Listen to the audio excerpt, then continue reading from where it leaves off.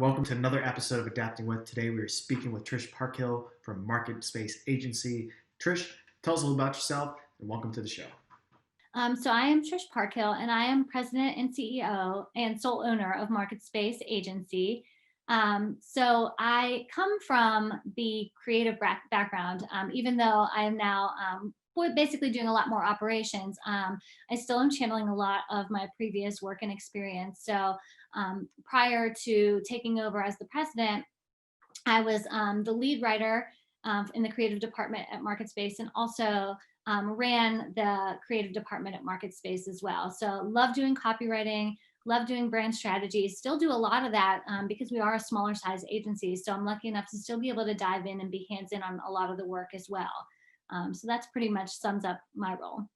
That's fantastic. And that actually just leads me into a question that's not written down on my page, but just like what, being from the creative side, what was the triggering factor to be like, I want to kind of run the agency? Because that doesn't always happen, right? From someone that's doing the creative stuff. It definitely doesn't. And actually the founder of MarketSpace also was from the creative side. She was a designer by trade. And, had been at an agency before and kind of thought, okay, I kind of want to do this on my own and kind of go out and do my own thing. So she just started MarketSpace as kind of a one-person show, and did such a great job and did so good for her clients that one client led to the next, and then she'd hire a few people and started to really build the team. And when I came on board, she did this. She started in 2005. When I came on board in 2009, I immediately fell in love with MarketSpace, everything that it stood for, everything that it was about, the people that work there, the work-life balance. And when she started to talk about her succession plan and if I would be interested in taking over someday, I said, heck yes, I was all in. So it never crossed my mind before. It's just something that came with the passion of loving MarketSpace itself. Oh, that's a great little story there. That's fantastic. I love it. And when did you officially take over the business? I'm sorry if I missed that, but. No, not at all. In 2016, I officially took over the business. So I did become part of the succession plan in January of 2016, bought into the business and became a partner. And then unfortunately, the founder suddenly passed away in September of 2016. So the succession plan that we had in place literally went into effect overnight. So I went to bed one night actually as the VP of Creative and woke up the next day as the president. So again, wow. A little unexpected for my career path, but that's the way that things go sometimes, is kind of taking unexpected turns. Ever since that day, literally could not be more grateful for this opportunity and the fact that I have such an awesome agency to not just be part of, but to run. Well, from everyone I've talked to that works in MarketSpace, they say great things about it. So obviously you're doing a fabulous job. That's awesome. So, the Adapting With is kind of focused on, for now, the pandemic, but obviously in advertising, we're always adapting. Even your story of how you were one night the creative, and then next night owning the business is a good example of that. But how has leading the agency changed in the last few months from your perspective? Yeah, so we've obviously, just like everyone else, had to do so much to truly adapt. So we went from working in an office space together to working remotely, which so did so many other people.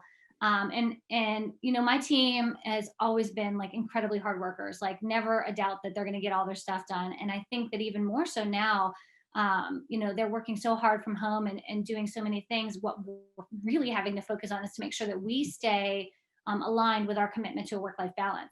So it was easy before when we'd leave the office and we all left it there, unless there was an emergency, but now no one's really leaving the office. So we have to remember we're done at 5, and unless our clients need something and they know, we would bend over backwards for them. What were some of the keys for you and the company to adapt to that and to make sure you hit those, because it's hard not to answer an email when you're at your home anytime, It definitely is. And I think I try to make sure that I know a lot of that starts with me, because I feel like if I put myself as always accessible and answer them at any time and they see emails coming through, that they might feel obligated to do the same. And it's hard for me not to do that, because I just, there's some people by nature that just are always on, and it's always been that way for me. But I know that they are super clear that my expectations are not that of them. So I think that's really how we've been doing it. And we remind each other super clearly, usually at the beginning of every day, hey, today my kids are here. So, I might be not available between 9 and 3, or, hey, I was able to schedule a doctor's appointment today. I'm going to be out for, a certain amount of time. but I'm actually going to pop on a little bit later. So we kind of know each other's different schedules. Since it's a smaller group of us, it's really, really easy to stay kind of open and transparent like that. And how have you adjusted your communication? Did some people work from home before the pandemic, and how's that adjusted? Yeah, it's funny you asked that. We had a lot of requests for that, but because we were so small, we didn't really have like a set policy for it. If something was going on, or somebody was having a fridge delivered, or had something, or they had a client meeting closer to home, in the morning, we're always flexible with stuff like that. But for the most part, we were all usually in the agency when we could be. So it was something we had started to talk about because we saw so many other places going to a little bit more flexibility, and I know that that's super helpful. But we really hadn't even got to the discussions yet until this happened. I think now it's such a crazy change of events that anybody who even didn't have a policy or didn't allow it at all is seeing that people are so productive this way. I have so many friends who are in different industries and different businesses who are saying, my gosh, we are literally doubling or quadrupling our productivity. So it's really cool to hear that across the board. It just goes to show you that deep down, most people are genuine and good and do what they're expected of their job, and I think we have a tendency to think people won't. I don't know why. I think it's unfortunate. But I think one of the silver linings, if you will, that came out of this is that we see just how dedicated and trustworthy people are. So, I know you have a great company culture just from what I hear. So how have you been how have you continued to foster that great culture being virtual?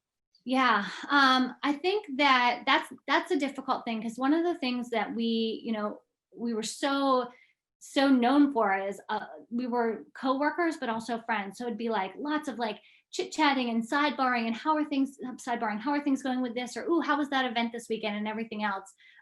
We would eat lunch together, we would go places together, and a lot of that tight knit part of our culture wasn't able to continue. But what's been a nice replacement of that is that now we're in each other's homes in a strange way, in a video way, but we're in each other's homes. So we see the kids, or we see their family, or we see what their bar looks like behind them. So it's giving us different talking points and different things to learn about each other.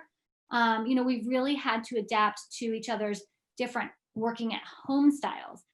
What do you think, I guess we're getting closer and closer to a year of this, which is crazy to believe. What do you think's worked best during this crazy year for you? One thing I will say for me personally, crazy enough to own an agency, I will tell you, I am not a planner. I'm usually a fly by the seat of my pants kind of girl. Unless we're doing a marketing plan, no worries, there are clients, I'll touch on that one. But in general and in life, I am a fly by the seat of their pants. So that it is strange to say this, but it worked to my benefit when this happened, because there was absolutely no planning for this. Like no clue this was coming. It was like kind of obviously rip the Band-Aid and what are you going to do? So I'm so used to functioning that way that I just pulled my, my handy dandy everyday toolbox out and just started doing what I do. But in the same time, now I know I've learned what I think is one of the most important lessons is that you never, even if you are a planner, you could never be too prepared to know what's coming. So I'm challenging myself for 2020 to really try and put plans in place is in an if-then situation. If we stay like this, here's what would happen. If this happens, here's how we'll function. If this happens, here's how we'll address it. And not every area, because I think that would be a waste of time and effort. But in some of the key areas that I think are going to be essential for MarketSpace and being successful in the coming, year and even the year after that, I'm really trying to address those and put some thoughts into place just in case. Oh, that's great insight. And if you had one piece of advice that you want to give out to the members and everyone in the community, what's your piece of advice you'd like to share? I think that it's, try not to fall into the cliche of, oh gosh, 2020, sucked, and it's just another thing in 2020, where I know it's so easy to fall into that and blame everything on that.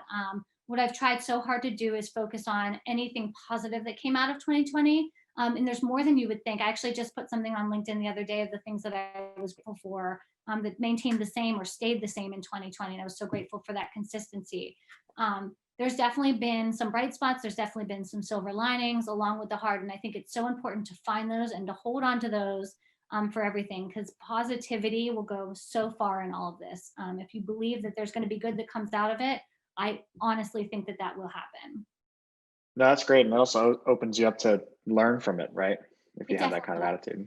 Yeah. And it's harder. You have to challenge yourself to do that. It is so much easier to just say, well, this bad happened in 2020 and this happened and we lost this and we, weren't able to do this. But that was the same for everyone. And to harbor on that doesn't get you anywhere. It really doesn't. You just have to figure out what went well and or what those negatives were and how you can possibly turn them around. Just to speak a little bit more of like your clients and the client side of things, first let's start just real basic. What are the types of clients you work with? Is there specificity to that? Does it kind of hit the gamut? Yeah. So it definitely hits the gamut in multiple ways. So from like the size of the client, we actually have some smaller, very localized clients to much bigger national clients. So we basically hit the gamut when it comes to that. But if you really were to back up, most of our clients, and look at it like as a whole, most of our clients are in the Western Pennsylvania-ish kind of region. It's just proximity and everything else, and the way that business was normally generated and all the face-to-faces and things like that and the referrals, a lot of it is centered around that area. And because it's such a range, like what was the thing, like when March 13th hit and then that first month or so, like what were you seeing with your clients? What problems were you solving? Like kind of give us a lay of the land of that. Yeah, so the couple of healthcare clients that we had, obviously had a lot to say and had a ton of ramp up. The messaging of what we were doing with them before clearly changed, but the amount did not. So that was to be expected. One that I thought was really interesting, we have a couple industrial clients who are US based, and their message changed from, quick turn and great customer service to made in the USA. Because so many different people looking for their types of services used to go to, China or other foreign countries for some products, and now are being forced because of the situation to be finding a US partner. So we completely flipped messaging for them.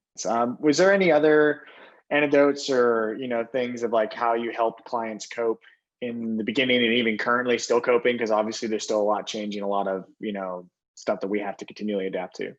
Well, no, but I would say the one thing, and I found this very interesting too. I know my team was immediately super worried about being able to service the clients properly from home, and also especially the ones who had kids and who were schooling at home. And then what we quickly realized, and probably could have realized from the beginning, is our clients are going through the exact same thing. So the level of mutual courtesy and respect there has been so helpful just to settle everyone. Again, the team at MarketSpace, and I mean this from the bottom of my heart, genuinely loves our clients and like genuinely wants to do the best for them, and actually has like friend relationships with them as well.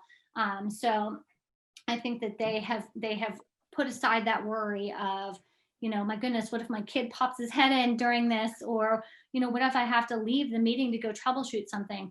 It's happened to them and it's happened to the clients, and I think there's just that grace there that everyone's given each other. So that's been super helpful, and I think that at the heart of it, if you've always been a person or a company that is dedicated to something particular, like again, for us, it's being there for our clients and also maintaining that work-life balance. This isn't going to change that. If they're, whatever normal looks like in the future, what does that new normal look like to you? To me, and especially I think we just covered on this a little bit earlier, it's the flexibility. And what I've seen with our team and what we've been able to do, given this crazy situation, that they were able to keep up with everything and like not drop a ball, not let anything fall through the cracks, but then B, how much they are appreciative of the flexibility that we have now and their ability to kind of work along and work in between their schedules that they have at home, and any new challenges with that. That's going to be huge for us. What are some of the positives you think have come out of all this, just explicitly kind of talking about them? I think the unbelievable outpouring of people being supportive and championing each other through this, and whether that's in MarketSpace and the team members and helping each other, get through whatever difficulties it is, whether they had a sick family member or things or challenges with school or something, that was more business related.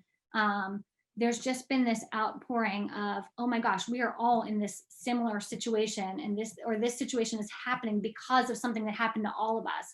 Nothing really feels exclusive anymore. Even if you don't have kids, the team members are so empathetic of their clients or team members who have kids. Even if you never ran a business before, to see some of the business decisions that are needing to be made because of the situation that we're all in, has really created a cohesiveness that's been pretty amazing. And I think that that's been really positive. Honestly, my very favorite thing too that's come out of this, and I don't know if you call it positive enough, are the memes. The memes in 2020 take the cake. Literally lifesavers, hilarious. At least 10 times a day, I laugh at something different I see. And then it reminds me that at the core, people still have their sense of humor, and they're still able to, to laugh in a time that is just insane. And I just think that that is such a beautiful thing. I actually had this conversation with Mo on our call we had on Monday about how, like, if no one appreciated memes before 2020, you definitely know what they are and appreciate them on a whole nother level, especially even with like the election stuff too. There's just so many good memes that have come out multiple times. You should see my camera roll. I mean, I have never in my life screenshotted so many memes. I have a whole set of them. It's just hilarious. Yeah, it's really has taken over communication in a way, the last months. Great. Okay, all right. Well, thank you so much, Nick. Thank you. Have a great rest of your week. You too. Bye. All right. Bye. Trish, thank you so much for the insights today. Really had a wonderful conversation. Everyone that's watched, please, if you haven't already, like and subscribe. We got more episodes on deck, and I will see you next time. Have a great one.